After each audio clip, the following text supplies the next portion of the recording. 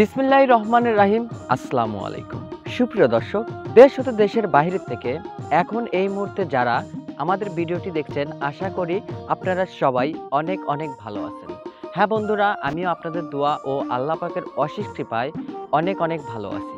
কৃষি মিডিয়া টিভির পক্ষ থেকে জানাই আপনাদেরকে আন্তরিক শুভেচ্ছা ও অভিনন্দন। বন্ধুরা, আজকে আমরা এসেছি একটি পাটের জমিতে। আবার কিছু কিছু অঞ্চলে একে বলা হয় আখ। এটা হচ্ছে তোষা পাট। তো বন্ধুরা, আজকে আমি আপনাদেরকে এই তোষা পাট সম্পর্কে কিছু ধারণা দেব এবং এই পাট নিয়ে বা এই আখ নিয়ে আপনাদের সাথে কিছু আলোচনা করব। তো বন্ধুরা, আলোচনা শুরু করার আগে এখনও যারা আমাদের ছোট্ট পরিবারের সদস্য হতে পারেননি, প্লিজ বন্ধুরা অবশ্যই আমাদের চ্যানেলটি সাবস্ক্রাইব করে আমাদের চ্যানেলের সদস্য হয়ে যাবেন। আর আমাদের চ্যানেলের নতুন নতুন আপডেট ভিডিও পেতে আমাদের চ্যানেলের পাশে থাকা বেল আইকনটি ক্লিক করে রাখবেন। ধন্যবাদ। চলুন তাহলে আমরা এই পাঠের আলোচনা শুরু করি।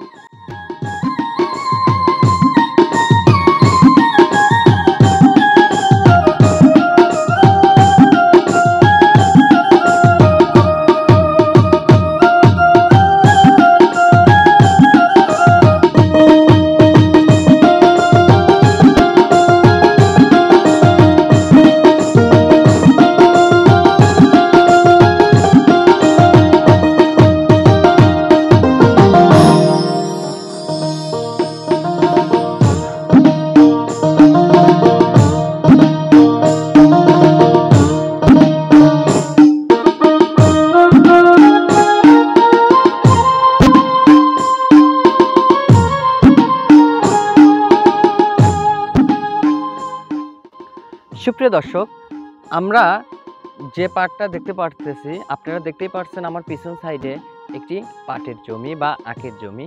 এটাকে বলা হয় তোষা পাট।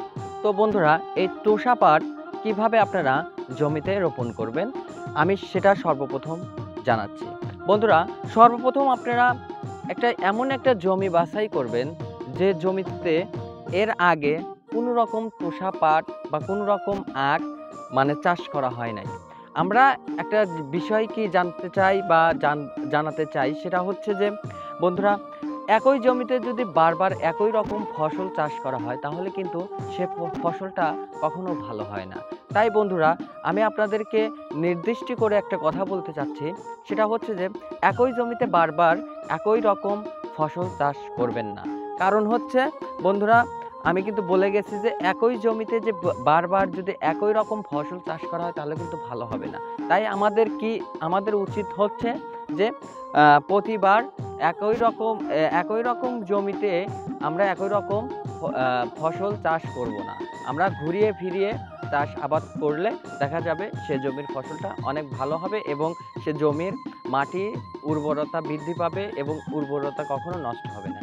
তাই বন্ধুরা, আপনারা সর্বপ্রথম এমন একটা জমি বাছাই করবেন যে জমিটার মাটি উর্বরতা অনেক বৃদ্ধি আছে বা সেগুলোর মাটিটা নষ্ট হয় নাই, সেরকম একটা জমি বাছাই করে নেবেন। বাছাই করে নেওয়ার পরে জমির মধ্যে যদি কোনো রকম আগাছালো ঘাস থেকে থাকে তাহলে সেগুলো কি করবেন, চাষ করবেন। চাষ করে সেগুলো আপনারা কি করবেন, একটা করে নিড়ান দিবেন। নিড়ান দিয়ে পরিষ্কার করে তারপরে এই আপনারা বীজদের কাছ থেকে এই পাটের বীজ ক্রয় করে এনে সুন্দর করে ছিটিয়ে দিবেন। দেওয়ার পরে দেখবেন যে আপনার সপ্তাহখানিক বা 2 সপ্তাহ পরে দেখবেন যে এর থেকে একরকম চারা গজিয়েছে।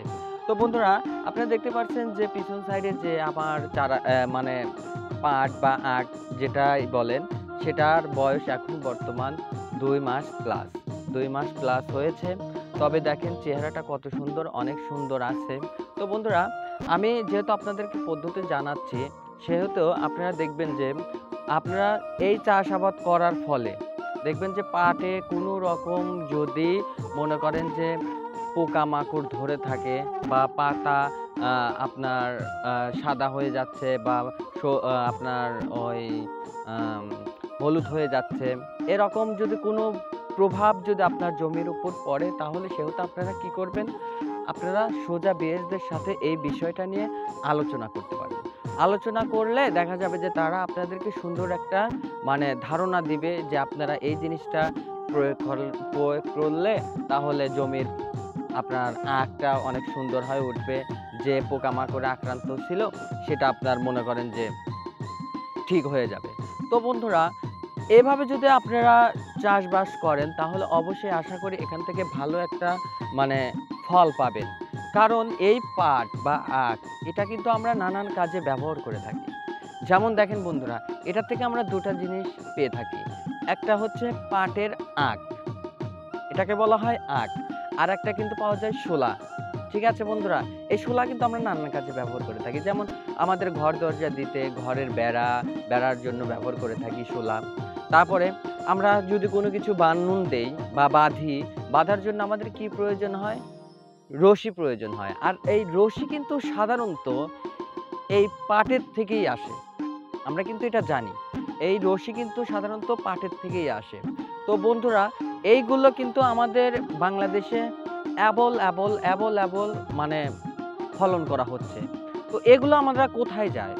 এগুলো হচ্ছে আমাদের সরকার আমাদের বাংলাদেশের প্রয়োজনটা মিটিয়ে বাহিরের দেশে কিন্তু বিক্রি করে দিয়ে তারা আমাদের দেশ কিন্তু বৈদেশিক অনেক রকমের মুদ্রা অর্জন করে। দেখা যায় যে এর জন্য কিন্তু আমাদের মানে দেখা যায় আমাদের দেশটা কিন্তু অনেক উন্নতির দিকে এখন যাচ্ছে।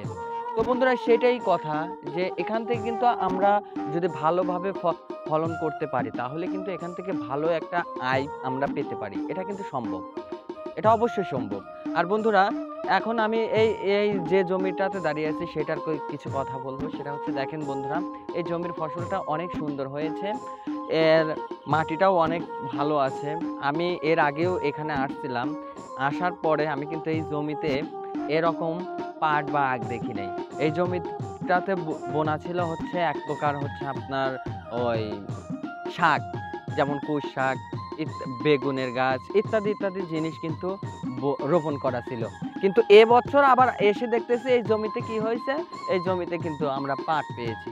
তো বন্ধুরা, এইভাবেই আমি মানে দেখতে পাচ্ছি যে সেজন্যই কিন্তু জমির উর্বরতা বৃদ্ধি পেয়েছে এবং ঘুরিয়ে ফিরে চাষাবাদ করতেছে। দেখেন কত সুন্দর হয়েছে। আপনারা নিশ্চয়ই দেখতে পারতেছেন। তো বন্ধুরা, যাই হোক, আমি অনেক কথাই আমি বলে ফেলেছি। যদি আমার কথার মাঝে যদি কোনো ভুল ত্রুটি হয়ে থাকে, আর বিশেষ করে বন্ধুরা, আপনারা এইভাবে চাষাবাদ করবেন, অবশ্যই দেখা যাবে যে ভালো একটা আয় পাবেন এখান থেকে। আমরা কিন্তু এই পাট থেকে কিন্তু ভালো একটা আয় পেতে পারি। যদি ভালোভাবে আমরা কি করি? যদি ভালোভাবে আমরা ফলন করতে পারি। তো বন্ধুরা, জানি না আমার কথার মধ্যে ভুল হয়ে থাকতে পারে।